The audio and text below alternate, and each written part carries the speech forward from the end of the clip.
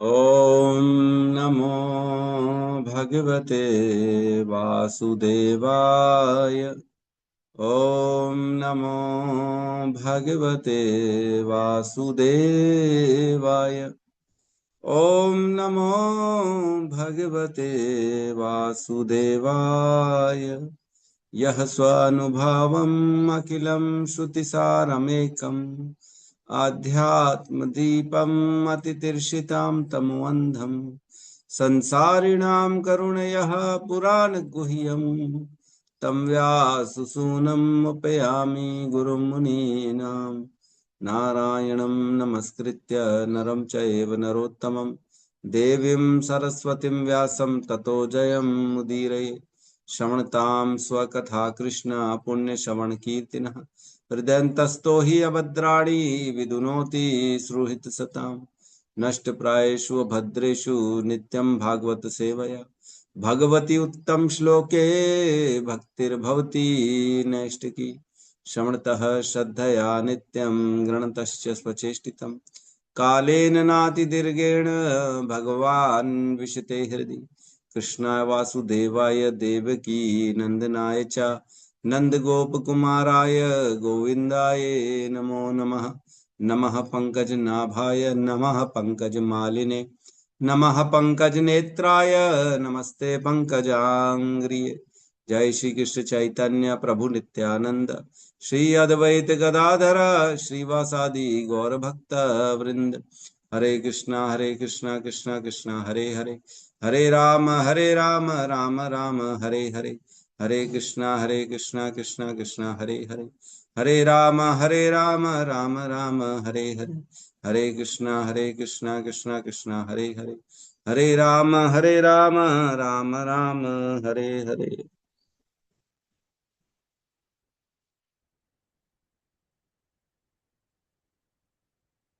हरे कृष्णा। सभी का स्वागत है प्रातःकालीन श्रीमद् भागवतम के सत्र में। और बहुत ही सुंदर प्रसंग चल रहा है। ब्रह्मा जी के द्वारा नारद जी को वर्णन चल रहा है भगवान के समस्त लीला अवतारों का। एक एक करके बड़े ही सुंदर ढंग से हम सुने जा रहे हैं कि भगवान कैसे कौन से रूप में किसका उद्धार करने के लिए आते हैं, है ना। सबसे ज्यादा आश्चर्य तो कृष्णि गर्भ का लगा। क्यों, आज तक पता ही नहीं था हमें कि ध्रुव महाराज का उद्धार करने के लिए कृष्णि गर्भ भगवान आए थे, है कि नहीं। तो अब इसी क्रम में हमने कल नरसिंह अवतार के बारे में चर्चा करी, जिन्होंने प्रहलाद महाराज को जो है बचाने के लिए, प्रहलाद महाराज का उद्धार करने के लिए, हिरण्यकश्यप का वध करने के लिए संसार में आए, जिनकी हंसी से पूरा ब्रह्मांड, पूरा का पूरा ब्रह्मांड डर गया कि ये क्या हो गया, कहीं प्रलय तो नहीं आ गई। खंबा फाड़ के बाहर निकले तो ऐसा लगा कि पता नहीं क्या हो। तो कल हमने श्लोक क्रमांक 14 को लिया था, जिसमें कहते हैं श्री भगवान ने देवताओं के अदम्य भय को मिटाने के लिए नरसिंह देव का अवतार ग्रहण किया। उन्होंने असुरों के उस राजा हिरण्यकश्यपु को अपनी जांघों पर रखकर अपने नाखूनों से विदीर्ण कर डाला, जो हाथ में गदा लेकर श्री भगवान को ललकार रहा था। उस समय उनकी भौहें क्रोध से फड़क रही थी और उनके दांत तथा उनका मुख भयावने लग रहे थे, बहुत भयंकर लग रहे थे। हम वर्णन भी नहीं कर सकते, इतने भयंकर लग रहे थे नरसिंह देव। जिसने देखा होगा पता नहीं वो उसने कैसे देखा होगा, लेकिन जो है बहुत ही एकदम भयभीत करने वाले थे नरसिंह भगवान। तभी तो बाद में जब उनका वध करते हैं, सिंहासन में बैठते हैं, तो समस्त देवता खड़े हो जाते हैं साइड में चुपके से, कोई जा नहीं रहा उनके सामने, क्योंकि भयभीत है कि इस स्थिति में जाएंगे तो कहीं उनका क्रोध हमारे ऊपर ना आ जाए। लक्ष्मी मैया तक नहीं जाती हैं, बोलते नहीं नहीं हम तो नहीं जा पाएंगे भाई इनके सामने। तो इस प्रकार भगवान का जब क्रोधित होते हैं तब सभी लोग, पूरा ब्रह्मांड कांप जाता है उनसे। ठीक है, तो आज हम श्लोक क्रमांक 15 में प्रवेश करेंगे। श्लोक क्लियर है? 15 नंबर। जी प्रभु जी। तो श्लोक क्रमांक 15, अध्याय 7, स्कंद 2, साथ में दोहराएंगे। अंतः सरस्यूरुबलेन पदे गृहीतो अन्तः सरस्योरुबलेन पदेर्गृहीतो ग्राहेण युथपतिरम्बुजः हस्त आर्तः ग्रामेण युतपतिरम्बुजहस्तार्तः युष्टपतिरम्बुजहस्तार्तः आह आहेदमादि पुरुषा अखिल लोकनाथः आहेदमादि पुरुषाखिललोकनाथ तीर्थः श्रवः श्रवणमङ्गलनामधेयः तीर्थश्रवः श्रवणमङ्गलनामधेयः अन्तः अन्तः सरस्यूरुबलेन पदे गृहीतो अन्तः सरस्योरुबलेन पदे गृहीतो ग्राहेण युथपतिरम्बुजहस्त आर्तः ग्राहेण युतपतिरम्बुजहस्तार्तः युतपतिरम्बुजहस्तार्तः आहेदमादि पुरुषाखिल लोकनाथः आहेदमादि लोकनाथ पुरुषाखिललोकनाथ तीर्थः श्रवणः तीर्थश्रवः श्रवणमङ्गलनामधेय तीर्थश्रवः श्रवणमङ्गलनामधेयः अन्तः अन्तः सरस्यो उरुबलेन पदे गृहीतो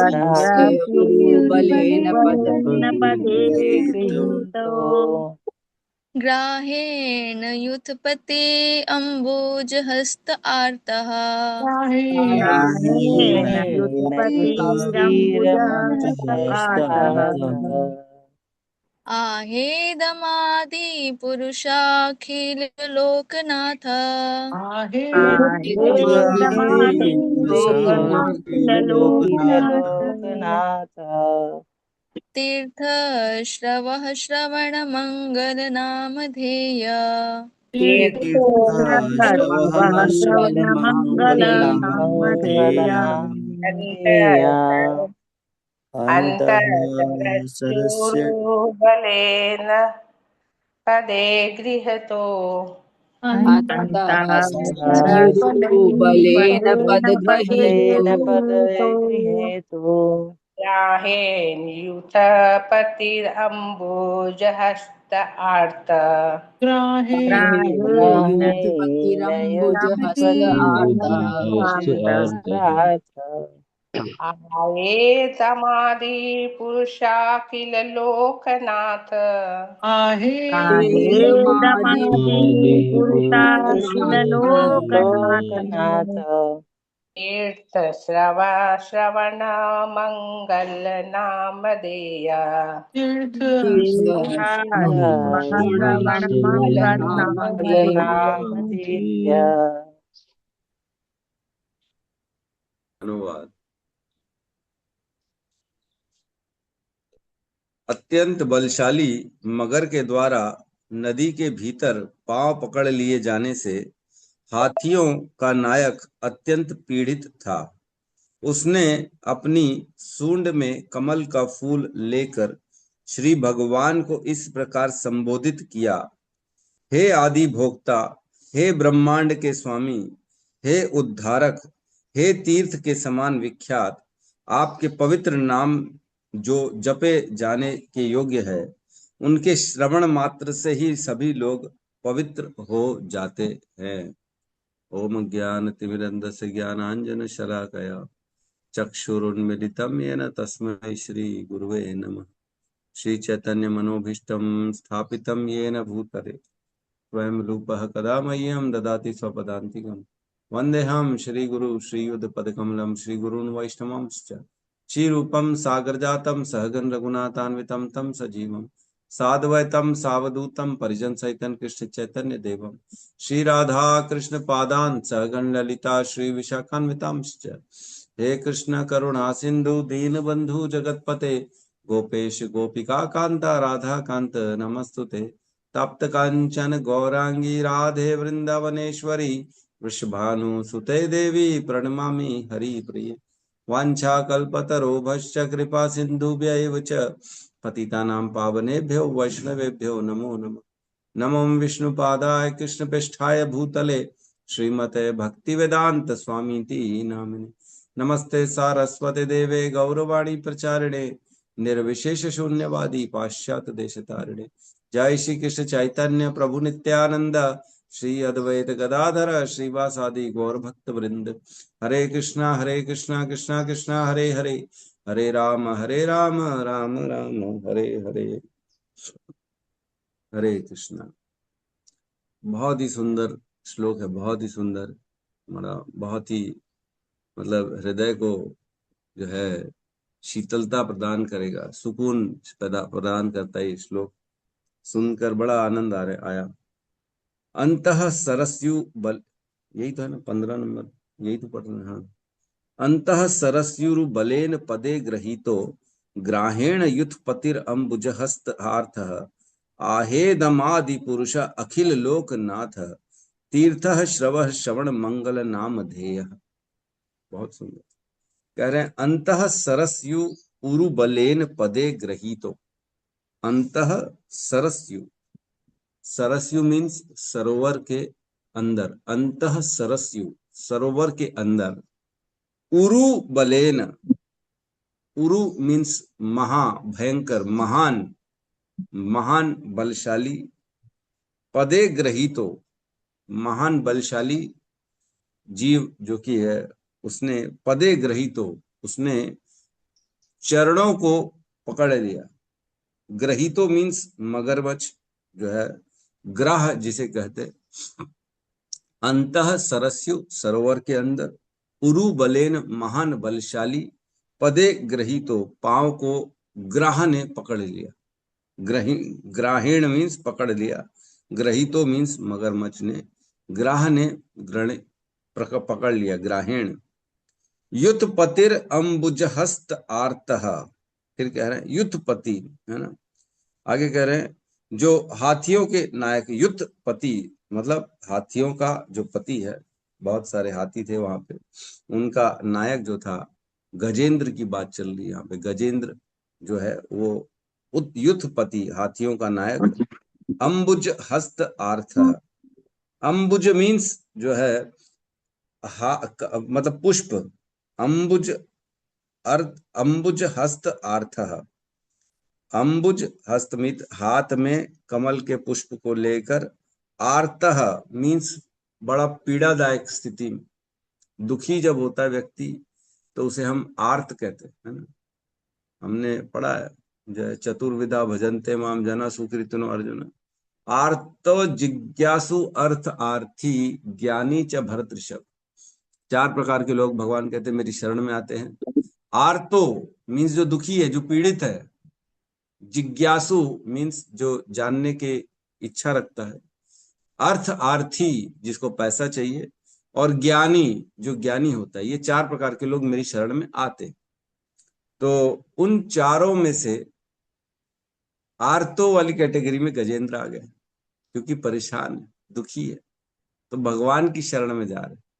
बोल रहे ना 4 प्रकार के लोग मेरी शरण में आते हैं आर्तों में, तो यहाँ कह रहे हैं वो आर्त था, दुखी था, इसलिए भगवान की शरण में वो उन्होंने क्या किया, युत पतिर अंबुज हस्त आर्थ। अंबुज हस्त मीन्स अपने हाथ में कमल का पुष्प लिए, आर्थ बड़ी दुखित पीड़ित अवस्था में वो भगवान के शरण में जाता है।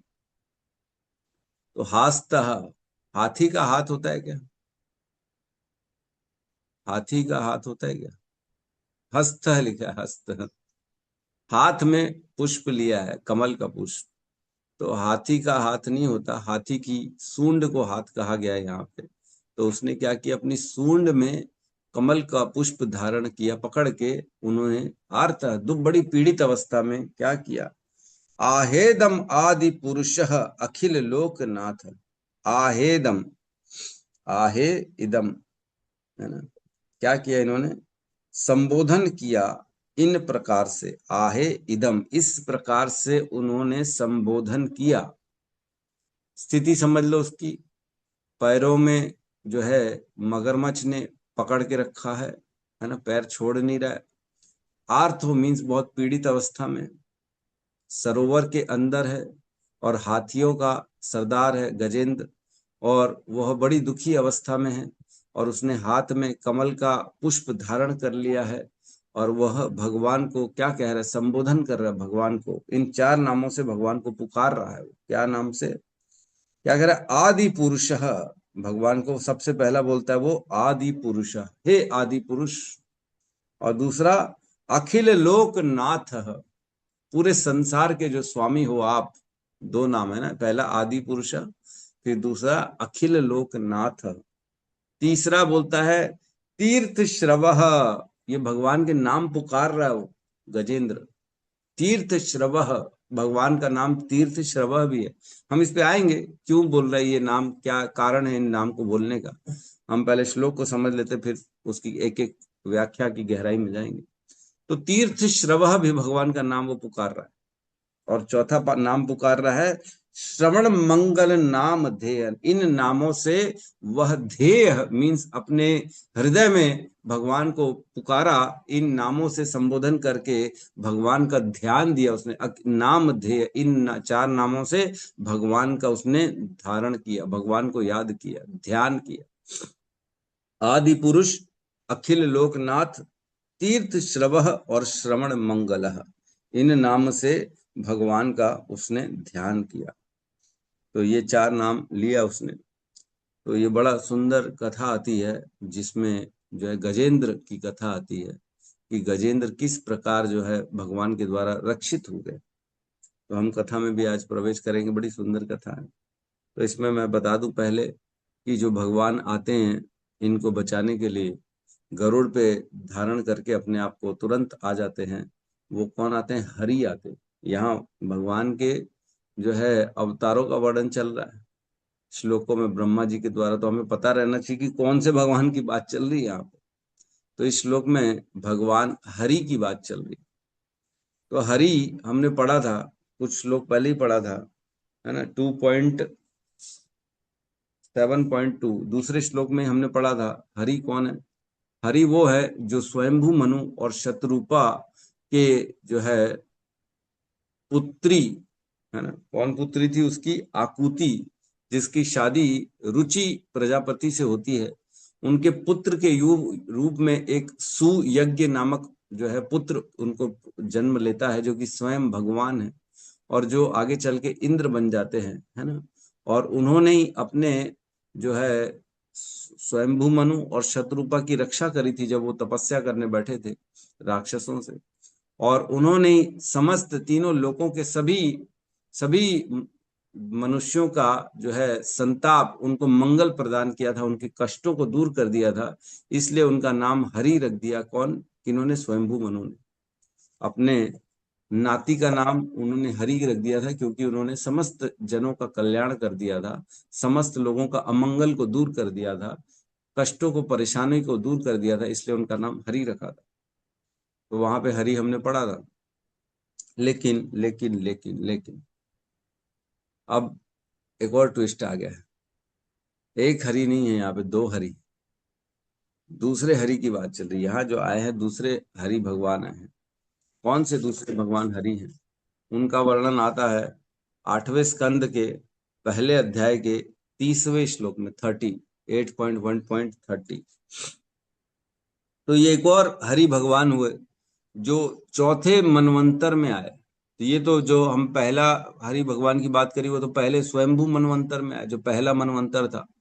अभी चौथा मनवंतर था जिसे तामस मनवंतर भी कहते हैं, तामस, है ना। चौथा मनवंतर तामस मनवंतर है, जिसमें इस श्लोक में वर्णन आता है 8.1.30। इसमें कहता है इस मनवंतर में परम भगवान विष्णु ने भी हरि मेधा की पत्नी हरिणी के गर्भ से जन्म लिया और वे हरि कहलाए।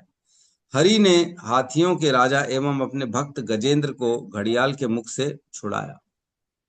अब जो ये हरि हैं, ये हरि हैं जो चौथे मनवंतर में उत्पन्न हुए और हरि मेधा और उनकी पत्नी हरिणी के गर्भ से उत्पन्न हुए, इसलिए हरि कहलाए। क्योंकि पिता का नाम भी हरि मेधा है और माता का नाम हरिणी है, इसलिए पुत्र का नाम हरि हो गया, है ना। तो ये भगवान है जो स्वयं भगवान है, और ये इन्होंने गजेंद्र की रक्षा करी थी, ये भी हरि है। ये चौथे मनवंतर में आता। चौथे मनवंतर मीन्स तामस मनवंतर, है ना। पहला मनवंतर हुआ स्वयंभू मनवंतर, फिर उसके बाद कौन सा मनवंतर हुआ मैं देख के बताऊं आप लोगों को। स्वरोचिष मनु आया, उसके बाद आया उत्तम मनु, उसके बाद आता है तामस मनु, जो तापस मनु भी कहते हैं जिसको, और उसके बाद आता है रैवत मनु, फिर चाक्षुषी मनवंतर, और अभी जो 7वां चल रहा है वो वैवस्वत मनवंतर चल रहा है। इसके बाद 8वां मनवंतर आएगा सावर्णी मनु, 9वां मनवंतर आएगा दक्ष सावर्णी मनु, 10वां आएगा ब्रह्म सावर्णी मनु, फिर 11वां आएगा धर्म सावर्णी मनु, 12वां आएगा रुद्र सावर्णी मनु, 13वां आएगा देव सावर्णी मनु, और 14 आएगा इंद्र सावर्णी मनु। तो इस प्रकार से जो इनके अलग अलग जो है मनवंतर आएंगे, और सभी मनवंतर जो है में लीलाएं तो भगवान करते ही, आप तो जानते हैं। तो अभी एट प्रेजेंट वैवस्वत मनवंतर चल रहा, 2 मनवंतर पीछे, मतलब एक मनवंतर पीछे हो गया चाक्षुष मनवंतर, उसके पीछे हो गया रैवत मनवंतर, और उसके पीछे हो गया तामस मनवंतर, जिस तामस मनवंतर में स्वयं भगवान हरि के रूप में आए थे। ठीक है, यहाँ पे कंफ्यूजन तो नहीं है किसी को। 2 हरि हुए, और एक हरि जो है वो थे जो सुयज्ञ नाम से थे, और एक हरि ये है जो तामस मनवंतर में हरिणी और हरि मेधा के पुत्र के रूप में है, जिन्होंने गजेंद्र को उद्धार किया। ठीक है, तो गजेंद्र की जो कथा आती है बड़ी सुंदर कथा आती है। हम कथा में प्रवेश करते हैं। 8वें अध्याय के 8वें स्कंद के दूसरे, तीसरे और चौथे अध्याय में वर्णन आता 8.2.1, 8.2 और 8.3 और 8.4 इनमें आता। तो प्रवेश करते हैं हम लोग। बड़ी सुंदर कथा। तो ये कथा कहाँ पे हुई? तो ये कहते हैं जो है त्रिकूट नाम का एक विशाल पर्वत है। यह पर्वत पृथ्वी में नहीं है ना, सबसे पहले ऊपर के लोकों में कहीं पे है। स्वर्ग के आसपास का इलाका ये है ना, त्रिकूट पर्वत, जो कि 8वें स्कंद के दूसरे अध्याय को मैं पढ़ रहा हूँ, पहले श्लोक को पढ़ रहा हूँ। इसमें कह रहे हैं, हे राजन, सुखदेव गोस्वामी ने कहा, हे राजन, त्रिकूट नाम का एक विशाल पर्वत है। यह 10,000 योजन ऊंचा है। चारों ओर से क्षीर सागर द्वारा घिरे होने के कारण इसकी स्थिति अत्यंत रमणीक है। तो क्षीर का सागर है चारों ओर इसके, मीन्स दूध का सागर है, मतलब क्षीर सागर के आसपास का कहीं का ये एरिया बता रहे हैं, वहां पे ये कार्यक्रम चल रहा है। पर्वत की लंबाई तथा चौड़ाई समान 80,000 मील है। 80,000 मील मीन्स 1,20,000 किलोमीटर, लगभग अप्रोक्सीमेटली। तो इतना जो है किलोमीटर इसकी लंबाई और चौड़ाई है, और इसकी ऊंचाई भी इतनी ही है। इनकी प्रमुख चोटियां लोहे, चांदी तथा सोने की बनी हैं। अब उसकी चोटियां जो है लोहे की बनी है, चांदी की भी बनी और सोने की भी। पूरे पर्वत की सोचो, इतना बड़ा पर्वत है जहां सोना भरा पड़ा हो, और हम सोने के लिए यहाँ लड़ते रहते, हमारे को गोल्ड चाहिए, गोल्ड चाहिए। वहां तो इतना गोल्ड मिलेगा कि गोल्ड की वैल्यू खत्म हो जाएगी। पूरा पर्वत पत्थर पड़े होंगे वहां गोल्ड के, तो क्या करेंगे इतना गोल्ड? इतना गोल्ड मिलेगा, यहाँ गोल्ड के लिए लड़ते रहते एक दूसरे से। तो हमें इस संसार में फंसाने के लिए ये सब काम किया गया है कि गोल्ड इतना महंगा है, ये है वो है, इसके लिए आदमी तरसता है। लेकिन जब मृत्यु छोड़ के स्वर्ग जाएगा तो वहां गोल्ड ही गोल्ड पूरा भरा पड़ा रहेगा, पत्थर भी गोल्ड के मिलेंगे। कह रहे सोने की बनी है, सारी दिशाएं एवं आकाश को सुंदर बनाती हैं।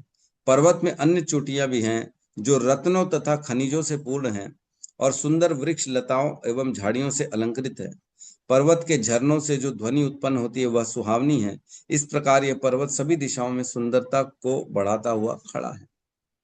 तो बड़ा सुंदर वह जो था पर्वत था, और उच्च लोगों के निवास सिद्ध, चारण, गंधर्व, विद्याधर, उर्ग, किन्नर तथा अप्सराएं इस पर्वत पर क्रीड़ा करने के लिए जाते हैं। तो स्वर्ग लोक के सारी अप्सराएं भी इस पर्वत पे जाती थी, वहां पे खेलने के लिए, स्नान करने के लिए, और भी अन्य लोग इसमें जाते थे, है ना। और इसमें बेसिकली आगे हम पढ़ते हैं, त्रिकूट पर्वत के नीचे की घाटियां अनेक प्रकार के जंगली जानवरों से सुशोभित हैं, और देवताओं के उद्यान में जो वृक्ष हैं उन पर नाना प्रकार के पक्षी सुरीली तान से चहकते रहते हैं। तो वहां पे ऐसा नहीं है कि स्वर्ग का झील है तो केवल स्वर्ग के देवता रहेंगे, वहां पक्षी पशु भी रहते हैं, ऐसा नहीं। आगे कह रहे हैं,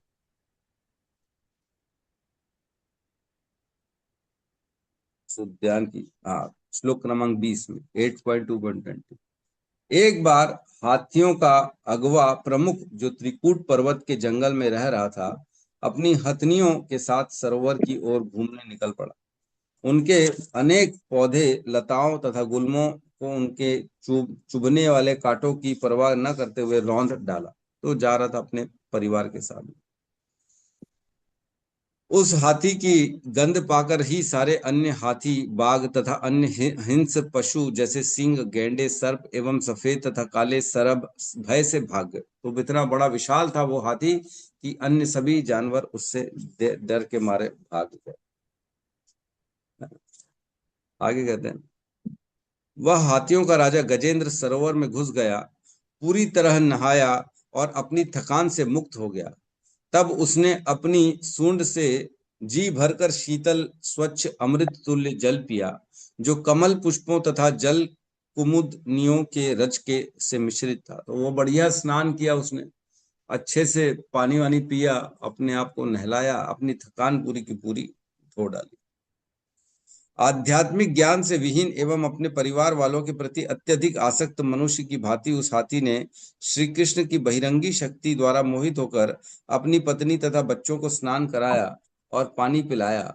उसने अपनी सूंड में सरोवर का पानी भरकर उन सब के ऊपर छिड़का। उसने इस प्रयास में लगने वाले कठिन श्रम की परवाह नहीं की, खेला उसने, वहां पे क्रीड़ा की बेसिकली सरोवर में अपने परिवार के साथ में।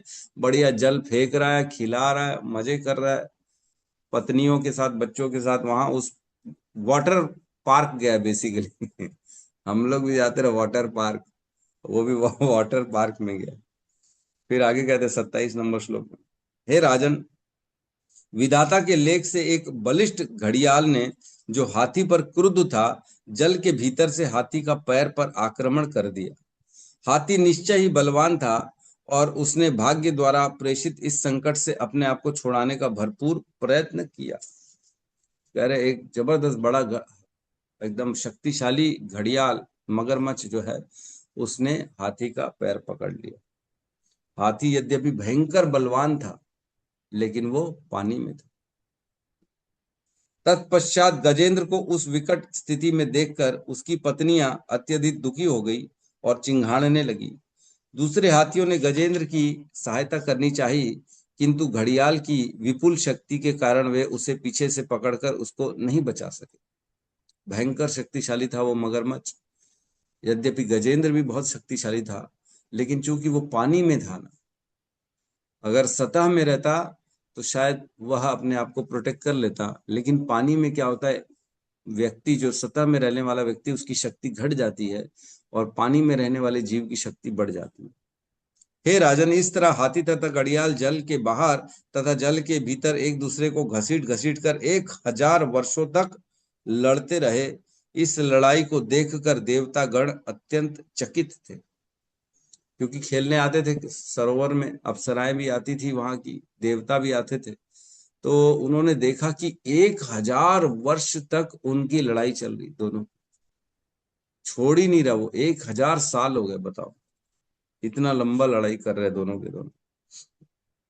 तत्पश्चात जल के भीतर खींचे जाने तथा दीर्घ काल तक लड़ते रहने के कारण हाथी की मानसिक, शारीरिक तथा इंद्रिय शक्ति घटने लगी, और इसके विपरीत जलीय पशु होने के कारण घड़ियाल का उत्साह, उसका शारीरिक शक्ति और एवं इंद्रिय शक्ति बढ़ती रही।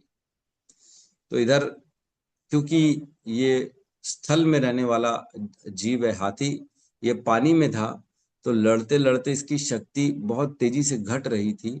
और वहीं जल में रहने वाला मगरमच्छ जो है, क्योंकि वो जल में ही रहता है, इसलिए उसकी शक्ति बढ़ती जा रही थी, उत्साह बढ़ता जा रहा था, क्योंकि जल में था और ये कुछ खा पी नहीं पा रहा था बेचारा गजेंद्र, पानी में उसको कुछ मिल नहीं रहा था।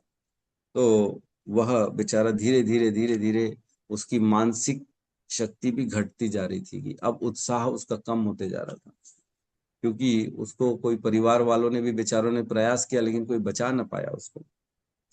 जब गजेंद्र ने देखा कि वह दैव की इच्छा से घड़ियाल के चुंगल में फंसा हुआ है और बंधन में फंसकर परिस्थिति वश असहाय है एवं अपने आप को संकट से नहीं उबार सकता है, तो वह मारे जाने से अत्यंत भयभीत हो उठा। फलस्वरूप उसने बहुत समय तक विचार किया और अंतोदगत वह इस निर्णय पर पहुंचा।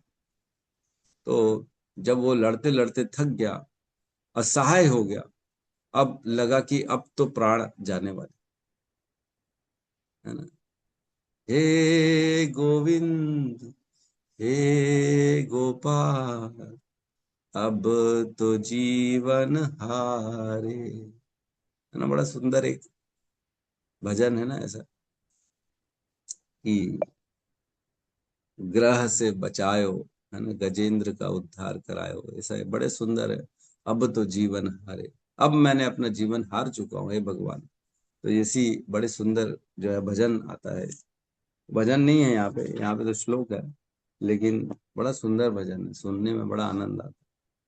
तो कहते हैं उन्होंने विचार किया, क्या विचार किया, जब मेरे मित्र तथा अन्य संबंधी हाथी मुझे इस संकट से नहीं उबार सके, तो मेरी पत्नियों का तो कहना ही क्या, वे कुछ नहीं कर सकती।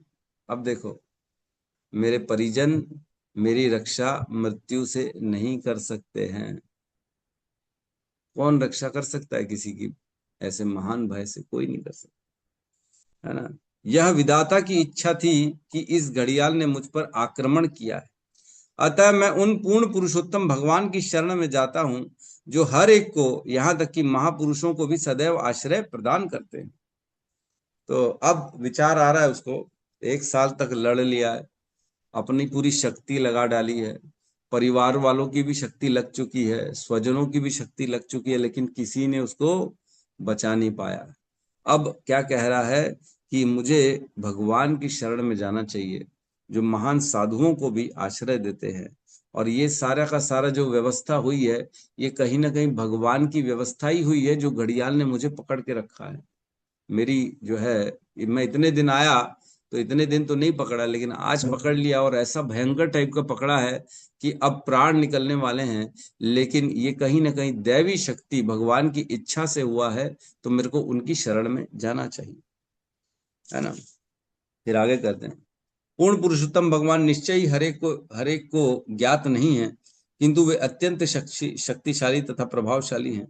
अतएव यद्यपि सनातन काल रूपी सर्प भयावह वेग से निरंतर हर किसी का पीछा कर रहा है और उसे निगलने को उद्युत है, तथापि जो इस सर्प से भयभीत होकर श्री भगवान की शरण में जाता है, तो श्री भगवान उसे संरक्षण प्रदान करते हैं, क्योंकि श्री भगवान के भय से मृत्यु भी भाग जाती है। अतः मैं उनकी शरण ग्रहण करता हूँ, जो महान एवं शक्तिशाली परम सत्ता है और हर एक के वास्तविक आश्रय है। इस प्रकार उसने विचार किया गजेंद्र ने। फिर गजेंद्र ने स्तुति करी, है ना। तो दूसरे अध्याय 3 में जो है ना गजेंद्र की स्तुति आती, तो हम स्तुति नहीं पढ़ेंगे, क्योंकि स्तुति तो बहुत अच्छी है गजेंद्र की, उसमें हम नहीं जाएंगे। तो एक्चुअल में इसमें बताते, चौथे अध्याय में बताते हैं कि गजेंद्र था कौन पूर्व जन्म में, और वो ग्राह जो था वो कौन था। तो मैं वो पढ़ के सुनाता हूँ आपको, चौथे अध्याय में।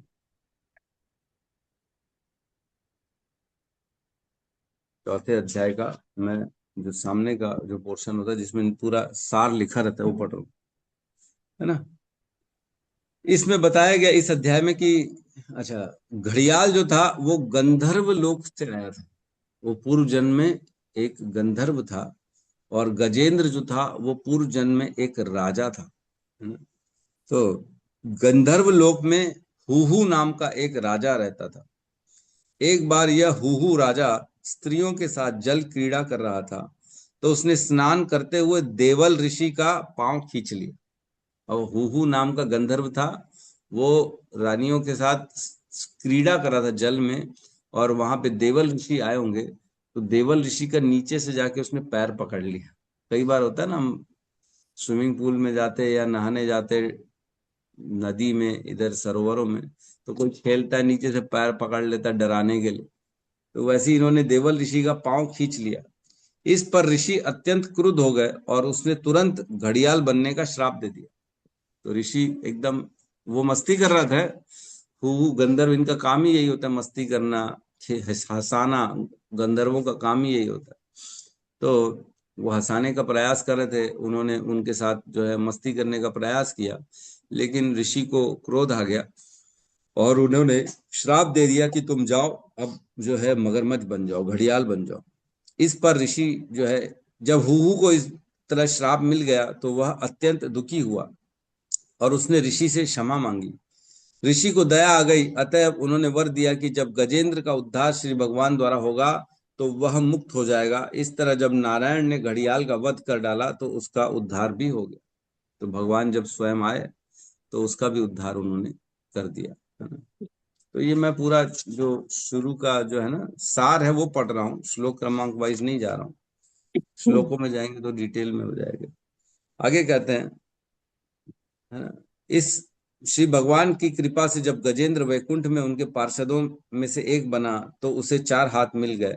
यह उपलब्धि सारूप्य मुक्ति कहलाती है, नारायण के ही समान आध्यात्मिक शरीर प्राप्त करने की मुक्ति। यह गजेंद्र पूर्व जन्म में भगवान श्री विष्णु का महान भक्त था। उसका नाम था इंद्रद्युम्न और वह तमिल देश का राजा था। तो साउथ में तमिलनाडु जो है उधर का राजा था ये राजा इंद्रद्युम्न, साउथ का, और भगवान का महान भक्त था। वैदिक सिद्धांतों का पालन करते हुए इस राजा ने गृहस्थ जीवन त्याग दिया और वह मलयाचल पर्वत में एक छोटी सी कुटी बनाकर मौन भाव से पूर्ण पुरुषोत्तम भगवान की सदैव पूजा करने लगा। तो जैसे हमने देखा है अन्य राजा भी सब गृहस्थ जीवन त्यागते अपना, है ना। राजा भरत ने अपना जीवन छोड़ दिया, राजा थे वो, जबकि ऋषभदेव के पुत्र उन्होंने भी त्याग दिया, है ना।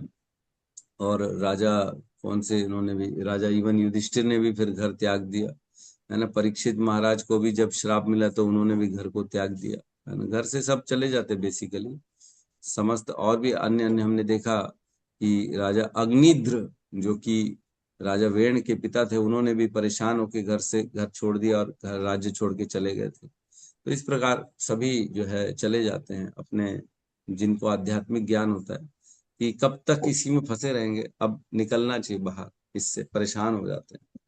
स्वयंभू मनु और शत्रुपा ने भी विचार किया अनेक सालों तक भोगने के बाद कि कब तक हम भोगते रहेंगे, अब हम जाते जंगल में तपस्या करने। तब उन्होंने तपस्या करने के लिए जंगल में चले गए। तो इस प्रकार वह राजा भी जो है मलयाचल पर्वत मीन्स उड़ीसा, मलयाचल मीन्स उड़ीसा हो गया, उड़ीसा की जो है वहां पे चला गया और वहां पे उसने छोटी सी कुटिया बना के भगवान का पूजा करने लगा। एक बार अगस्त ऋषि अपने शिष्यों के साथ इंद्रद्युम्न के आश्रम पधारे, किंतु पूर्ण पुरुषोत्तम भगवान के ध्यान में तल्लीन रहने के कारण वह राजा उनका उचित सत्कार न कर सका। तो अगस्त ऋषि पहुंचे तो ऋषियों को बड़ा क्रोध आ जाता है जल्दी जल्दी, तो उनके शिष्यों के साथ वो पहुंचे थे, लेकिन राजा इंद्रद्युम्न जो थे वो भगवान के ध्यान में थे, इसलिए ना उठे, ना उनके लिए सत्कार किया, ना कुछ और कर पाए।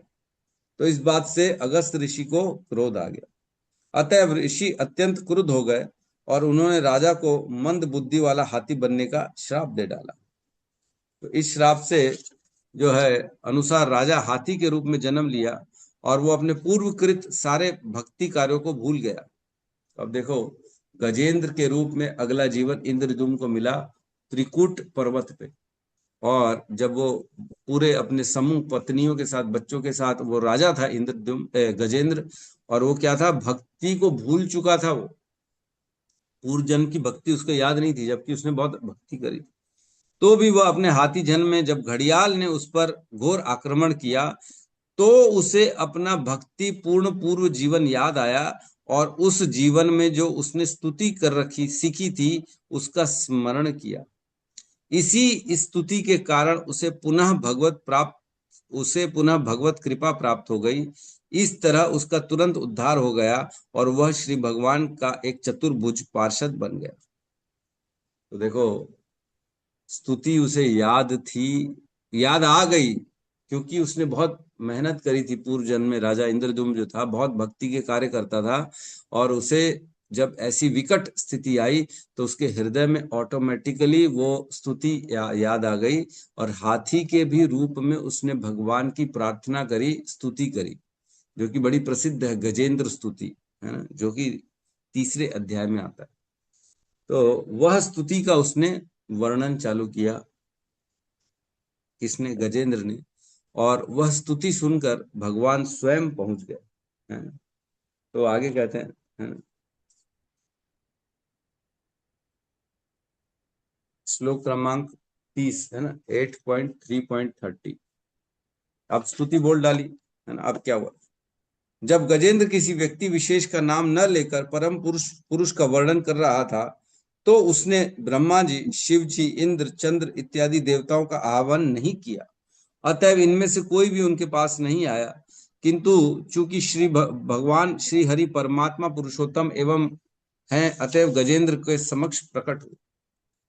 उन्होंने यद्यपि पूरी स्तुति पढ़ेंगे तो किसी का भी नाम नहीं लिया, केवल यही बोला है, आदि पुरुष, श्रवण मंगल, विश्व श्रवण, तीर्थ श्रव, आदि देव, इन सब प्रकारों का नाम उसने बोला है। इसलिए कोई ब्रह्मा जी नहीं आए, शिव जी नहीं आए, इंद्र नहीं आए, कोई नहीं आया, डायरेक्ट भगवान हरि आए वहां पे। गजेंद्र की प्रार्थना, श्लोक क्रमांक 31, 8.3.31।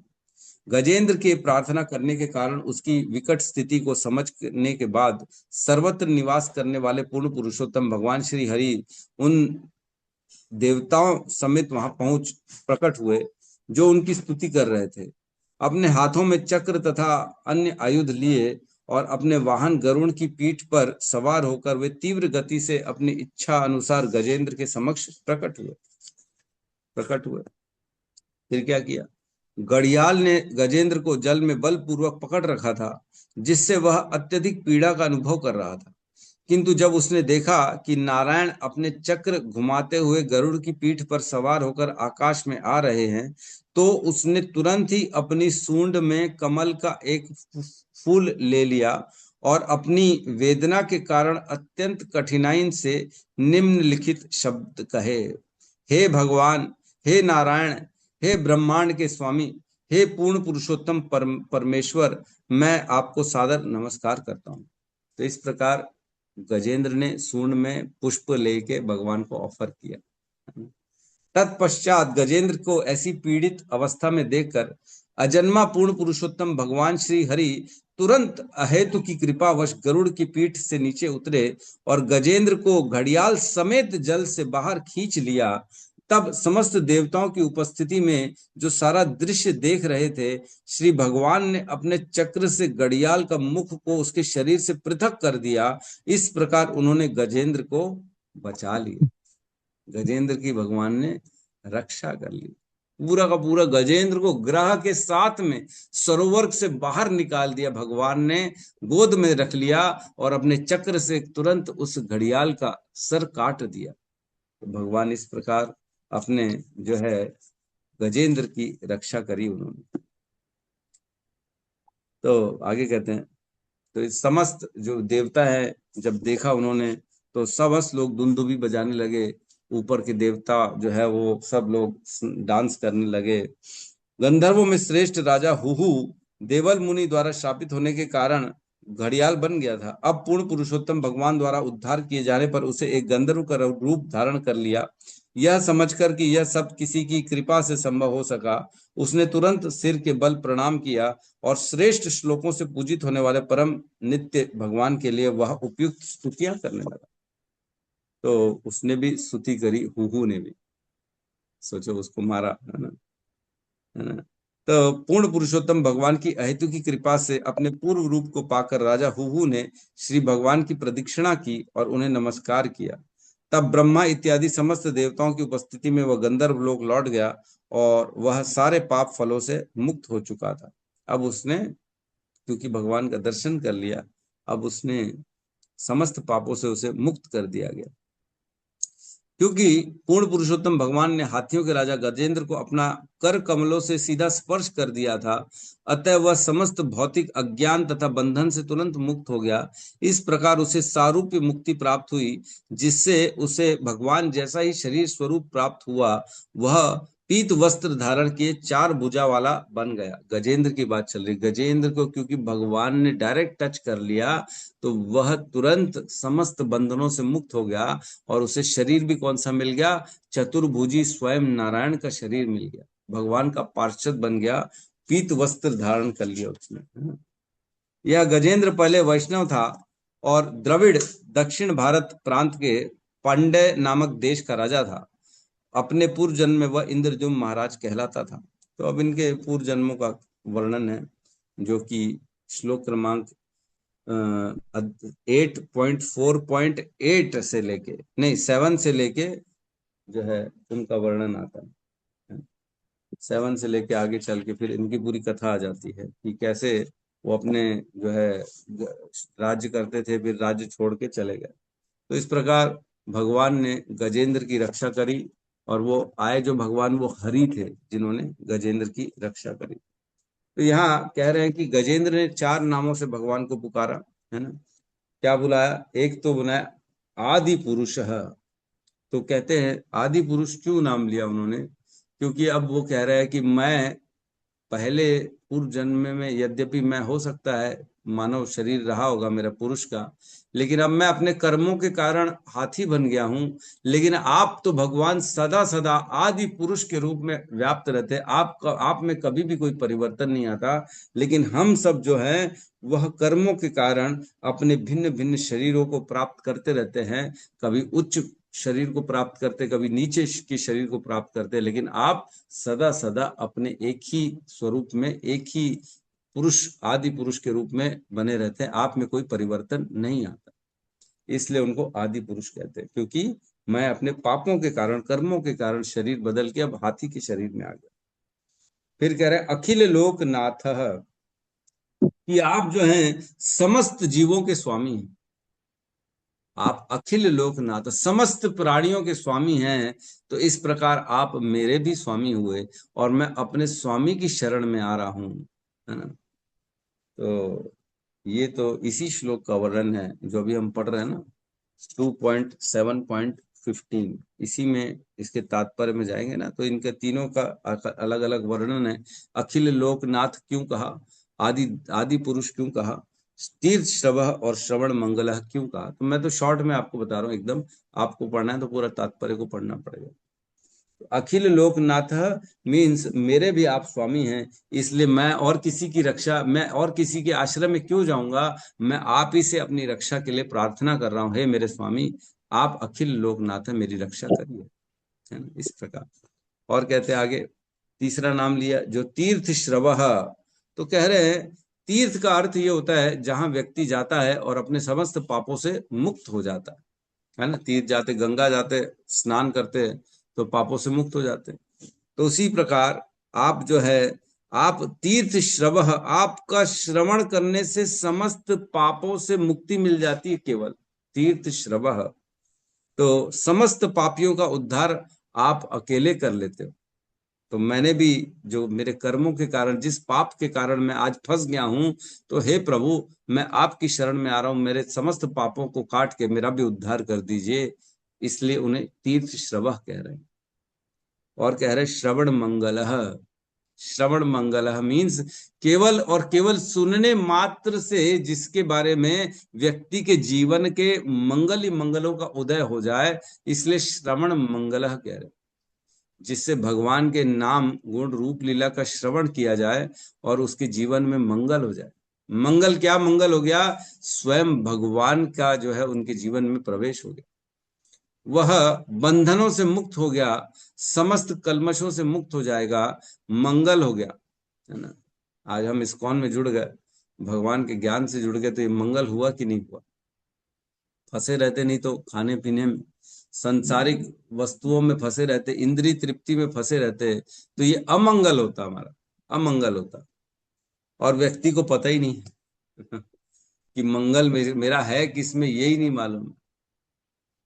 लोगों को लगता है शायद अच्छा पद प्राप्त हो जाए तो ये मेरा मंगल है, शायद मेरे पास अच्छा प्रॉपर्टी आ जाए तो मेरा मंगल है, शायद मेरे पास गोल्ड के बड़े बड़े नेकलेस आ जाए, है ना, एकदम गले से चिपका वाला लंबा वाला, हाथों में बड़े बड़े बैंगल्स गोल्ड के आ जाए तो ये मेरा मंगल है। तो व्यक्ति को पता ही नहीं मंगल है किसमें। अब बताओ, त्रिकूट पर्वत में तो पूरा का पूरा सोना, पर्वत जो है वो सोने का बना हुआ, तो गोल्ड के लिए हम क्या प्रयास करें फिर। तो ये मंगल नहीं है हमारा। भगवान की स्मृति रहे, ये मंगल है। भगवान की स्मृति बन जाए, ये सबसे बड़ा मंगल है जीव का। सदा दर्शन हो भगवान के, ये मंगल है। भगवान को ना भूलूं कभी भी, ये मंगल है हमारा, ना कि वो मंगल है। तो केवल स्तुति करने मात्र से, जिसका श्रवण सुनने मात्र से व्यक्ति का उद्धार हो जाता है। इसलिए कह रहे, हे भगवान श्रवण मंगलः, अब मैं आप ही के नामों का जप रहा हूं और आप ही के नामों को जो है सुन रहा हूं, मेरा कम से कम मंगल कर दीजिए। इसलिए कह रहे हैं श्रवण मंगलः। तो इस प्रकार गजेंद्र की रक्षा करने के लिए स्वयं भगवान आ जाते हैं। देखो, इसमें बहुत एक गहरा विषय जो चर्चा करने का विषय है वो ये है कि गजेंद्र ने पहले 1000 सालों तक युद्ध किया। 1000 सालों तक जब वह अपने बल से अपने आप को बचाने की रक्षा कर रहा था, तब भगवान नहीं आए। आए क्या भगवान? नहीं। लेकिन जब स्तुति करी, भगवान को पुकारा असहाय अवस्था में कि अब मेरे पास कोई रास्ता नहीं, अब आपके अलावा मेरी रक्षा आप ही कर सकते हो, आप मेरे स्वामी हो, मैं आपकी शरण में हूं।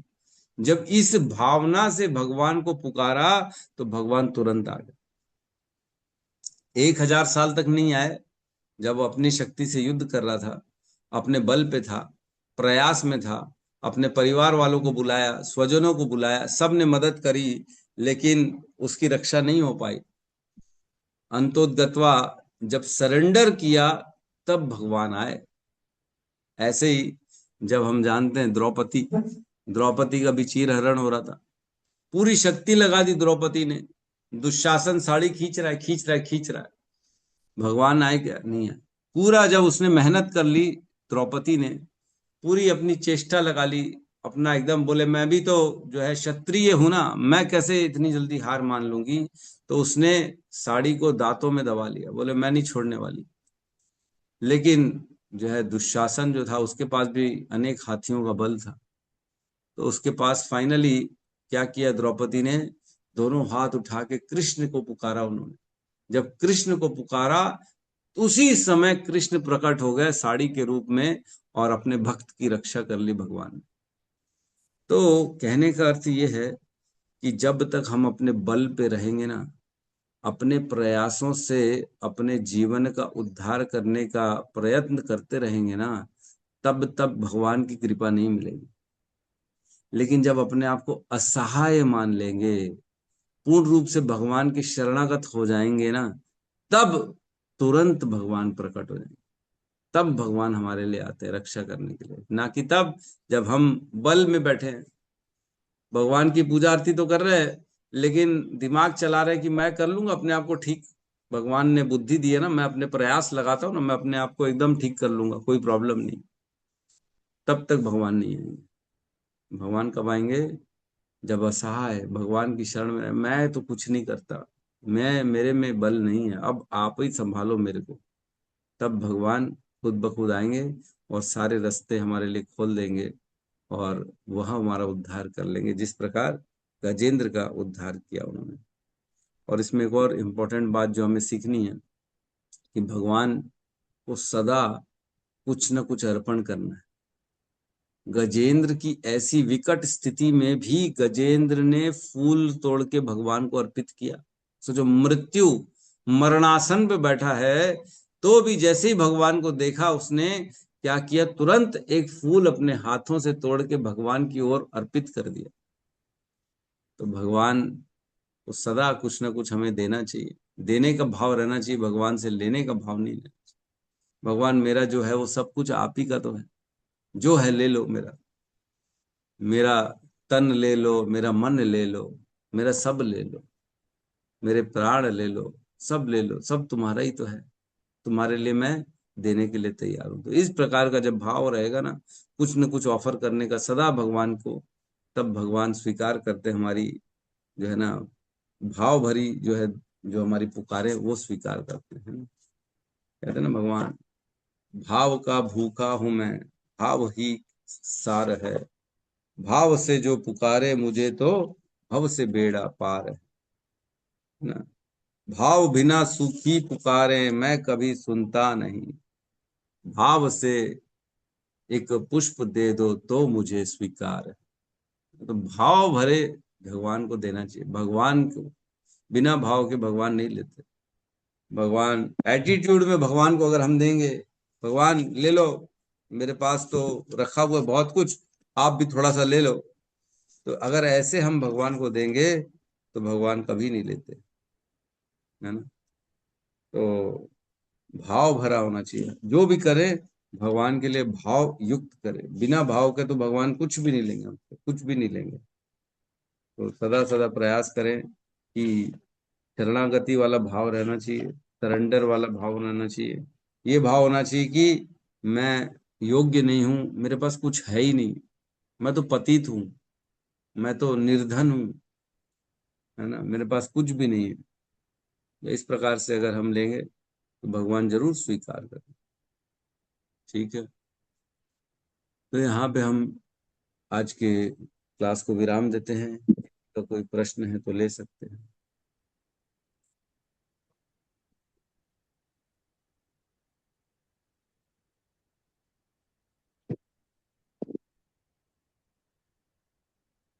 यस, शर्मा जी कहिए। जी कहिए प्रभु शर्मा जी। जी, कहिए। जी प्रभु जी, प्रश्न तो भागवत पर उठाने का कोई सवाल ही नहीं है, क्योंकि भागवत का वर्णन है तो प्रश्न नहीं। जानकारी के लिए कि जैसे दो जगह प्रभु जी नाम आया कि हरि नाम क्यों पड़ा, दो जगह भागवत में शास्त्र में नाम आ गया, उसी तरह से मैं जानकारी के लिए जानना चाहता हूँ।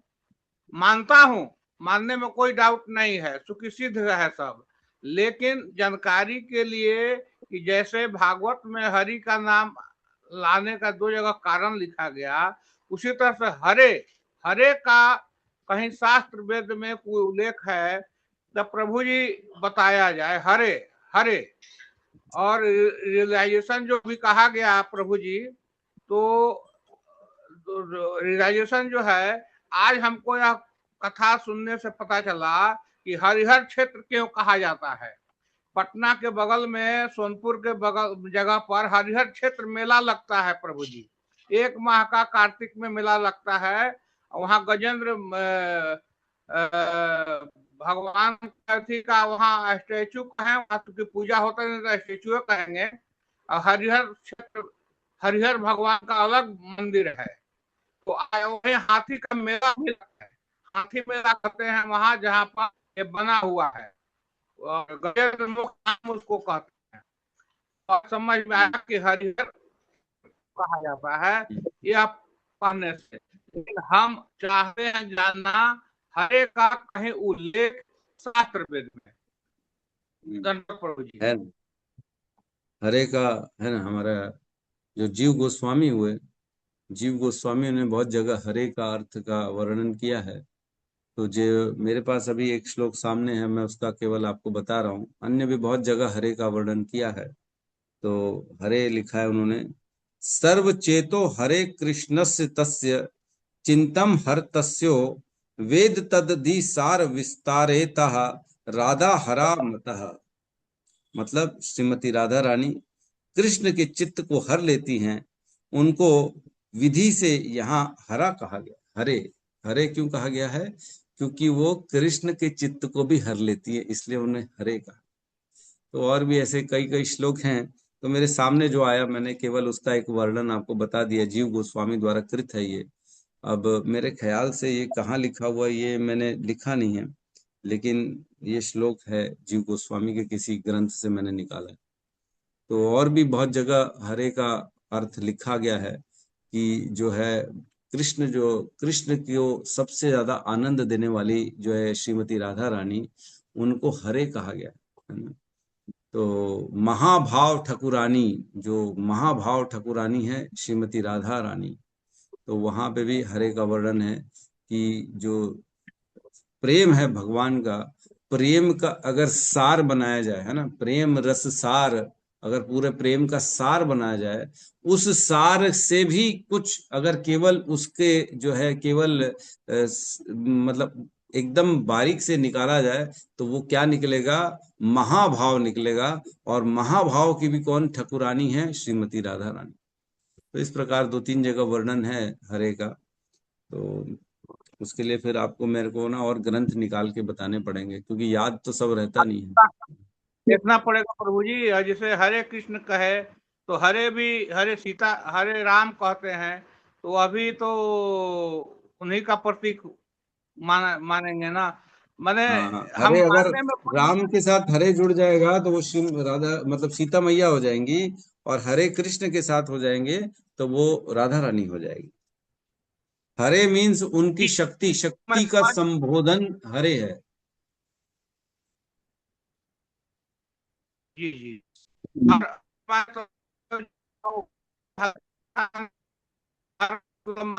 आपकी आवाज कट रही है प्रभु, आपकी आवाज नहीं आ रही बराबर। जान ही गए कि 2 जगह उल्लेख आया इसका, तो हर का भी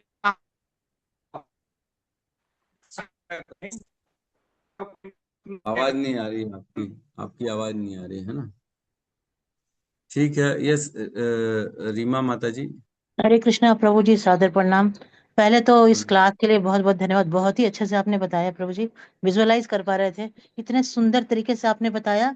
ग्राह की स्टोरी तो कई बार पढ़ी है, सुनी भी है, लेकिन आज बहुत अच्छे से आपने उसका, जैसे लग रहा था कि हम देख पा रहे हैं, इतने अच्छे से आपने बताया। प्रभु जी, मेरा प्रश्न ये है कि जब हम कोई काम करते हैं और काम कोशिश करते हैं कि ये काम पूरा हो जाए, भगवान ऑफकोर्स भगवान का नाम लेकर ही हम कोई भी काम शुरू करते हैं, चूंकि हमें यही सीखा ही है, दूसरा कुछ हमने सीखा ही नहीं है कि भगवान के नाम से ही शुरू करना है। तो प्रभु जी, प्रयास करते समय हमारा भाव जो है वो किस तरीके से होना चाहिए? कई बार ऐसा होता है कि लोग बोलते हैं कि आपने प्रयास पूरी तरह से नहीं किया होगा, इसलिए ये काम संभव नहीं हो पाया। पर हम अपना प्रयास करते हैं पूरी तरीके से उस समय, और भगवान के नाम के बदले में कुछ हमें चाहिए नहीं, पर इसके अलावा भी घर है, गृहस्थी है, परिवार है प्रभु जी, तो कुछ कुछ आवश्यकता होती है। तो मेरा सवाल ये है प्रभु जी कि इस प्रयास करते समय हमारा क्या भाव होना चाहिए? भगवान से किस तरीके से हम इसके लिए प्रेयर करें कि ना करें? क्या हमारा भाव होना चाहिए प्रभु जी? माता जी, ऐसा है कि रिजल्ट्स के प्रति जो है आसक्ति के बिना प्रार्थना करनी चाहिए। जो भी कार्य करें तो बस ये प्रार्थना करें, भगवान मैंने विचार तो किया है, बाकी जो होना है नहीं होना वो तो सब आपने पहले से रचित कर दिया है। लेकिन यद्यपि आपने खुद कहा है कि भगवत गीता में प्रयास तो करना पड़ेगा ना। कर्मण्येवाधिकारस्ते माँ फलेषु कदाचन माँ कर्म फल हेतुर्भुर माते संगवस्तु कर्मणि, कि कर्म करने का अधिकार तो मेरे पास आपने दे ही रखा है, कर्म तो मुझे करना ही है, क्योंकि शरीर यात्रा पीछे ना प्रसिद्ध अकर्मण, अकर्म नहीं करना है। कर्म नहीं करूं ऐसा नहीं, कर्म तो करना पड़ेगा, क्योंकि शरीर दिया ना आपने, शरीर को तो मुझे जो है उसका पालन पोषण तो करना ही पड़ेगा। तो इसलिए मैं कर्म कर रही हूँ, और इसके रिजल्ट्स तो मेरे को नहीं मालूम है, लेकिन आपका स्मरण करके आपने जो बुद्धि दी, आपने जो शक्ति दी, आपने जो मार्ग दिखाया है, इस मार्ग में बढ़ने के लिए आप ही ने मुझे प्रेरणा दी है, इसलिए मैं ये मार्ग में आगे बढ़ रही हूँ और मैं ये प्रयास कर रही हूँ। बस मुझे आशीर्वाद दीजिए कि मैं अपने प्रयासों में सफल रहूं, मैं अपना योगदान पूर्ण रूप से दे सकूं, ऐसी कृपा करो। बाकी देना ना देना तो आपके ऊपर है, उचित होगा तो दे ही देंगे, नहीं होगा तो भी कोई परेशानी नहीं है। मैं तो सदा सदा आपके जो है भक्ति करूंगी, सदा सदा आपके प्रति समर्पित रहूंगी। इस प्रकार का अगर हम भाव रखेंगे और कार्य करेंगे तो उसके रिजल्ट्स के प्रति हमारा कोई आसक्ति नहीं रहेगी। फेलियर भी हो जाएंगे तो भी हमें कोई फर्क नहीं पड़ेगा, हमारी श्रद्धा में तनिक भी जो है घटाव नहीं होगा भगवान के प्रति, क्योंकि हमने प्रयास किया फल देना न देना भगवान के ऊपर, और फलों पे फोकस करते हुए प्रयास नहीं किया हमने। रिजल्ट्स के कारण हमने प्रयास नहीं किया। हमने प्रयास तो इसलिए किया क्योंकि उपयुक्त मार्ग और कोई समझ में नहीं आ रहा था, और कर्म करना मेरा धर्म है, इसलिए मैं कर्म कर रही हूँ और कर्म करूंगी, अब देना ना देना आपके ऊपर है। तो इस प्रकार से हमें भगवान का स्मरण करते हुए ये सारा प्रयास करना चाहिए। और देखिए ऐसा है कि जिस दिन हम ये समझ जाते हैं ना कि सुख दुख जीवन का, 6 चीजें जीवन में फिक्स होती हैं, सुख दुख यश अपयश जन्म मृत्यु, ये 6 चीजें फिक्स हैं। जिस दिन हम जन्म लिए उस दिन ही फिक्स हो गई कि आपकी मृत्यु कब होगी, कौन से समय में आपके जीवन में सुख आएगा, कौन से समय में दुख आएगा, कौन से समय में यश आएगा, कौन से समय में अपयश आएगा, ये पहले से ही फिक्स है।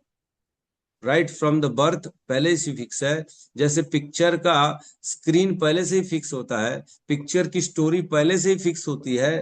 केवल जब हम पिक्चर देखने बैठते हैं तो क्योंकि मालूम नहीं है ना भविष्य, इसलिए हम थोड़ा सा क्यूरियोसिटी हो जाती है कि अरे क्या होगा क्या होगा क्या होगा।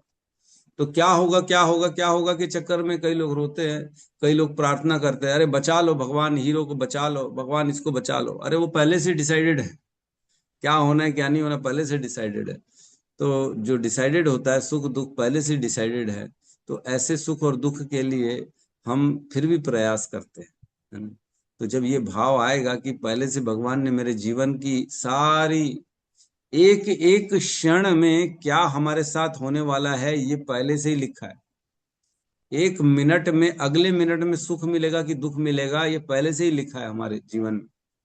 पूरा टाइमलाइन बनी हुई, जैसे चार्ट बनी रहती है ना, आप लोग स्कूल में बच्चों को सिखाते ग्राफ्स, एक प्रॉफिट का ग्राफ, फिर लॉस का ग्राफ, फिर प्रॉफिट का ग्राफ, ऐसे ऊपर नीचे लाइन चलती रहती है। वैसी हमारे जीवन में लाइनें बनी हुई हैं, सुख दुख की, यश अपयश की, ऊपर नीचे पहले से ही बनी। अगर पता पड़ जाएगा तो प्रयास नहीं करेंगे हम, है ना। जब मालूम ही है, पता पड़ जाएगा कि मेरे को फेलियर लिखा है, तब हम प्रयास करेंगे नहीं। लेकिन जब पहले से ही मालूम रहेगा, हाँ, जैसे कुंडली देख के लोग बताते हैं आपके जीवन में जो है 2 साल बाद फिर प्रगति ही प्रगति है। तो इसका क्या मतलब, 2 साल तक अब हम कुछ प्रयास नहीं करें। तो ऐसा है कि लिखा पहले से है, लेकिन प्रयास करना है हमारे को, है ना। प्रयासों को भगवान देखते हैं। प्रारब्ध और भाग्य में क्या भेद है, भेद क्या है दोनों में। यद्यपि ऐसा लगता है तो दोनों एक ही शब्द है, लेकिन दोनों में बहुत बड़ा अंतर है। भाग्य वो है जो विधाता ने पहले से ही निश्चित कर दिया है कि हमारे को वो प्राप्ति होगी, लेकिन वो प्राप्ति तब होगी जब उसमें प्रयासों को डाला जाएगा। भाग्य भी फलीभूत नहीं होगा अगर प्रयासों को नहीं डाला जाएगा। तो जो प्रयास युक्त चीज प्राप्त होती है उसे प्रारब्ध कहते हैं। जिसमें हमने प्रयास डाल दिया फिर वह प्राप्त हुई उसे प्रारब्ध कहते हैं, और बिना प्रयास के जो पहले से विचार किया जा रहा है उसे भाग्य कहते हैं। तो भाग्य की वस्तु भी तभी मिलती है जब प्रयास डाला जाता है, तब जाके वो प्रारब्ध बनता है ना।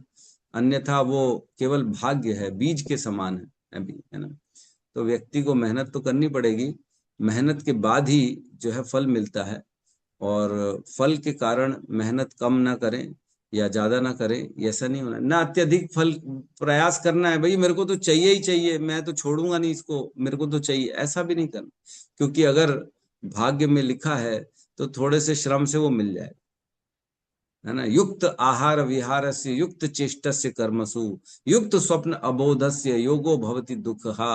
अगर ऐसा युक्त प्रयास डालेंगे, युक्त श्रम डालेंगे, युक्त हम जो है अपने जो है प्रयासों को करेंगे तो भी वो रिजल्ट मिल जाएगा जो हमारे भाग्य में। तो युक्त बोला है भगवान ने, अति अति अत्यधिक नहीं बोला है भगवान ने। अति नहीं करना है किसी में भी प्रयासों को। तो थोड़े से प्रयास करने से भी मिल जाएगी अगर भाग्य में होगा तो। और अगर नहीं मिल रही है तो ये मान के चलिएगा मेरे भाग्य में है ही नहीं, तो मैं क्या कर सकती हूँ, ठीक है, कोई प्रॉब्लम नहीं। हमारे जीवन में कभी भी ऐसा ना करें कि प्रयासों के कारण भगवान की भक्ति को कम कर दें, ऐसा नहीं करना है। हमें सदा सदा अपने प्रयासों को एकदम, जैसे प्लान्ड वे में सबको हम समय देते हैं ना। आप जैसे जाते हैं स्कूल तो प्लानिंग करते हैं कि मेरी क्लासेस 8 पीरियड्स हैं, 8 पीरियड में मेरे को क्लास 2 के बच्चों को पढ़ाना है, 4th को पढ़ाना है, 5th को पढ़ाना है, 7th को पढ़ाना है। तो आप शेड्यूल बांटते हैं कि किसी का भी कम नहीं होना चाहिए, किसी को भी ज्यादा नहीं होना चाहिए, बराबर बराबर सब में मेरे समय को मैं बांटूं ताकि मैं इक्वली सबके साथ बिहेव कर सकूं। तो वैसी ही जीवन में केवल प्राप्ति के लिए प्रयासों को नहीं डालना है, समय को नहीं डालना है। हमारे को समय एक निश्चित करना है कि इतना निश्चित समय मैं भगवान के लिए दूंगी, इतना निश्चित समय अपने भाग्य, अपने रोजमर्रा के कार्य के लिए दूंगी, और इतना जो मैंने भविष्य के लिए प्लानिंग करी हुई है उसके लिए मैं इतना समय दूंगी। बस इससे ज्यादा नहीं। अगर मिला तो ठीक, नहीं मिला तो ठीक। तो इस प्रकार से जब हम अपने जीवन को ऑर्गेनाइज्ड वे में, सिस्टमैटिक वे में, भगवान की शास्त्रों के अनुसार सभी में बांट देते हैं और चेतना मुख्यतः विचार भगवान का सदा सदा स्मरण करके जब कार्यों को करते हैं तब भगवान फलीभूत दे देते हैं। देखो, इंद्रद्युम्न राजा जो था वह अपने राज्यपाट छोड़ के भगवान की भक्ति कर रहा था, है ना। लेकिन जो ऋषि आए, कौन से ऋषि आए हैं? अगस्त्य ऋषि प्रभु जी। अगस्त ऋषि आए और अगस्त ऋषि ने उनको श्राप दे दिया कि हाथी बन जा। तो राजा इंद्रद्युम्न सोच सकते थे, अरे कैसे निर्दयी भगवान है, मैं तो भक्ति कर रहा हूं और मेरे को हाथी बना दिया। मैंने ऐसा क्या किया? मैं तो घर छोड़ के आया हूं, मैंने किसी को क्या अपराध किया जो मेरे को हाथी बना दिया? ये तो गलत बात है, ये तो भेदभाव है, मेरे साथ ये पक्षपात हो रहा है, अन्याय हुआ है मेरे साथ। मैं भगवान की भक्ति कर रहा हूं और ऋषि आके मेरे को हाथी बनने का श्राप दे दिया, बहुत गलत है। अब मैं भक्ति नहीं करूंगा, भगवान ने मेरे साथ गलत किया। तो देखो, जो होता है ना, यद्यपि हमारे को अपनी बुद्धि से पता नहीं है, हमें लग रहा है कि हमारे साथ गलत हो रहा है, लेकिन ये भगवान की कृपा है ना। भगवान की, इसे प्रतिकूल कृपा कहते हैं। एक होती अनुकूल कृपा और एक होती प्रतिकूल कृपा। प्रतिकूल कृपा में क्या होता है, हमारे जीवन में तकलीफ और दुख बढ़ती है, लेकिन वो भगवान की कृपा है। अगर वो नहीं होता तो भगवान की प्राप्ति गजेंद्र के रूप में भगवान को नहीं होती, इसको इंद्रद्युम्न को नहीं होती। केवल एक जीवन हाथी का रूप में आए और उन्होंने उसी जीवन में भगवान की प्राप्ति कर ली। तो ये भगवान की कृपा हुई ना, हाथी बनवा दिया उनको। अब बोले अब मैं इसको अपने पास बुला लूंगा। तो यद्यपि जब हम बाद में देखते हैं कि हाथी के रूप में भगवान की प्राप्ति हो गई राजा इंद्रद्युम्न को, तो ये ऐसा लगता है भगवान ने कृपा करी उनके ऊपर। लेकिन अगर जब हम इंद्रद्युम्न के रूप में देखेंगे कि उसको हाथी बनने का श्राप मिल गया, तो ऐसा लगता है भगवान ने भेदभाव कर दिया बेचारे के साथ। तो सदा जो हो रहा है उसे भगवान की कृपा मानकर स्वीकार करना चाहिए। अच्छा हो रहा है या बुरा हो रहा है, जो भी हो रहा है भगवान तेरी कृपा से हो रहा है और मुझे स्वीकार है। तो ऐसा जब विचार करते हैं तो भगवान और जल्दी कृपा देते हैं। तो इस प्रकार अपने रोजमर्रा के कार्यों को हमें करना चाहिए। धन्यवाद प्रभु जी। अपने पर तो कोई विश्वास नहीं है प्रभु जी, लेकिन आपके लेक्चर से भगवान के करीब जाने का प्रयास कर रहे हैं। आपके वाणी में वो शक्ति है जो हम लोगों को खींच रही है प्रभु भगवान की तरफ। अपने पर तो कोई भरोसा नहीं है, कुछ नहीं है अपना। लेकिन आप जिस तरीके से बताते हैं प्रभु जी, रोज रोज सुनने के बाद ये बात तो सच है कि समझ में आता है कि उनके अलावा कोई और है नहीं। तो आपकी बड़ी बड़ी आपको कितना धन्यवाद दे प्रभु कम है। बस आप अपने वाणी से हम लोगों को बस ऐसे ही पकड़ के खींचते चलिए। हम लोग तो पीछे की तरफ भाग रहे हैं, पर आप हमको आगे की तरफ ले चलिए प्रभु। बहुत बहुत धन्यवाद। कितना भी मतलब लगता है, कितना भी प्रश्न होते हैं आपके लेक्चर सुनने के बाद सारे प्रश्न अपने आप खत्म हो जाते हैं प्रभु। कई बार ऐसा होता है कि मेरा बहुत प्रश्न होता है और भक्त पूछते हैं तो मेरे प्रश्नों का भी निवारण हो जाता है। और ये प्रयास को लेकर मन में थोड़ा सा चल रहा था, क्योंकि कुछ है, कुछ करने का प्रयास कर रही हूँ प्रभु जी। तो एक रह था मन में कि कहीं ज्यादा तो मैं ध्यान नहीं इधर दे रही हूँ, कहीं उधर तो मेरा ध्यान नहीं हो रहा। तो ये चीजें मन में द्वंद चलती रहती है प्रभु जी, कि ऐसा तो नहीं कि मैं ज्यादा फोकस कर रही हूँ इसी काम के और भगवान के मेरा ध्यान नहीं जा रहा, चेतना में वही बातें तो नहीं बार बार मेरे को आ रही है। तो एक मेरा प्रश्न था प्रभु, जो मैं काफी दिन से इस प्रश्न से परेशान थी। आपने बहुत अच्छे से बताया प्रभु। हरे कृष्णा, दंडवत प्रणाम प्रभु। हरे कृष्णा माता जी। यस, हेमा माता जी कहिए। हरे कृष्णा प्रभु जी, बहुत सुंदर बताया। अपने आप को कॉम्प्लीमेंट करती हूँ, लेकिन एक इच्छा है, एक 4 लाइन का छोटा सा भजन भी सुना दीजिए प्रभु जी प्लीज। कोई भी नरसिम्हा आरती सुना दीजिए चाहे। हाँ, भजन सुना दे। तो मैं अभी 2-3 दिन से बड़ा एक सुंदर भजन सुन ही रहा हूँ, जो मेरे को बड़ा अच्छा लगा, है ना। बड़ा सुंदर है भजन। क्या है वो? सारे जहां के स्वामी, नहीं, क्या है, बड़ा मैं भूल गया। अरे, अभी 2-3 दिन से वही चल रहा है मेरे दिमाग में, अभी याद नहीं आ रहा, आपने कहा तो। बहुत सुंदर भजन है, बहुत सुंदर। अब मैं कल निकालूंगा उसको, याद करूंगा तब बताऊंगा, है ना। ठीक है प्रभु जी, कल सुना दीजिएगा, कोई बात नहीं। हाँ, और अगर यस। अभी निकल रहा है तो आप अभी सुना दीजिए। मैंने अभी सुन रहा था, सुबह भी मैं सुनता हूँ, रोज सुनता रहता हूँ उसी को। हाँ, आप कल सुना दीजिएगा प्रभु जी। हरे कृष्णा। यस सादर यस प्रणाम। यस यस यस, ठीक है। हरे कृष्णा प्रभु जी। कल हम लोग गजेंद्र मोक्ष स्तुति पढ़े, 20 श्लोक तक पढ़े हैं और आज पूरा करेंगे। हाँ, अच्छा, बहुत हरि अच्छा बोल। जी। बहुत सुंदर। तो ठीक है, बहुत अच्छा, रोज बार बार पढ़िए तो। सुनते रहने से अच्छा ही लगता है प्रभु जी, आपके मुंह से सुने भी बहुत अच्छा लगा। हम्म। ये कथा ही बहुत सुंदर है। हाँ, बात तो सही है, कथा तो बहुत सुंदर है। मैंने वो आर्त शब्द जो बोले हैं ना, तो हाँ वो बहुत ही मैंने प्रभाव, मैंने अंदर को छूता है कि सही में हम सब आर्त होके भगवान के पास जाते ही हैं। हाँ, सही कह रहे हैं, आर्त की भावना से गए हैं।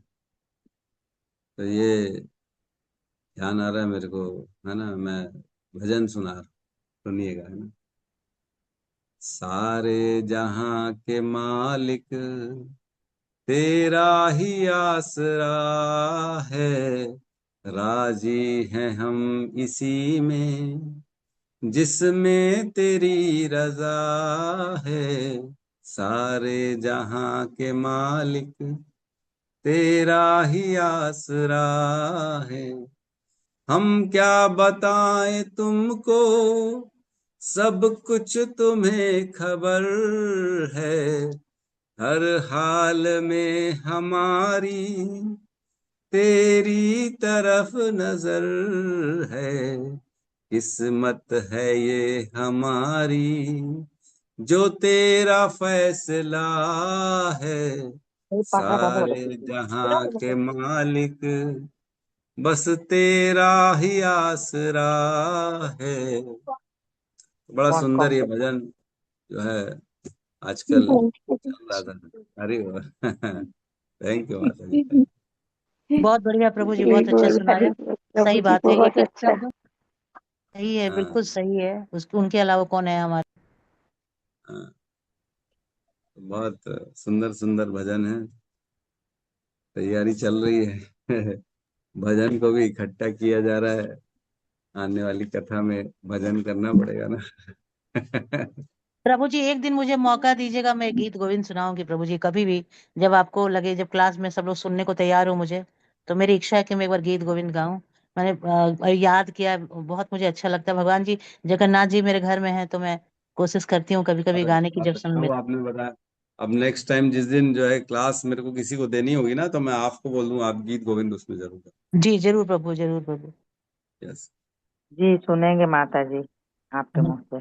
ओके माता जी, थैंक यू माता जी। माता जी बहुत सुंदर गाती भी हैं। रीमा माता जी, हम लोगों ने अरे सुना नहीं, है। हरे नहीं कृष्णा। माता जी, प्रयास करती हूँ बस। अच्छा, वाह, हरि बोल। सुंदर गाती भी हैं तो, जी वाह। प्रभु जी, हम लोग जब मंदिर जाते हैं साथ में ना, तो आते समय रास्ते में हम लोग यही सब बातें करते हैं।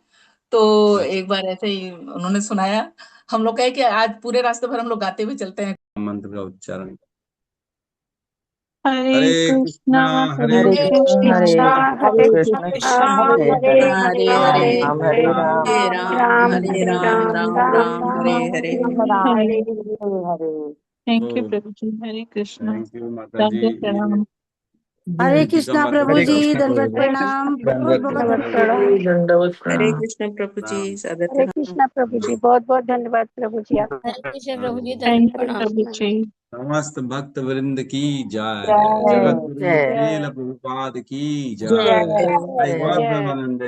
हरि हरि हरि हरि बोल। बोल। हरि हरे हरे हरे कृष्णा, बोल। हरे कृष्णा हरे प्रभु कृष्णा जी, प्रभु जी, हरे दंडवत प्रणाम। कृष्णा प्रभु। सभी हरे भक्तों कृष्ण को जी प्रणाम। हरे कृष्णा।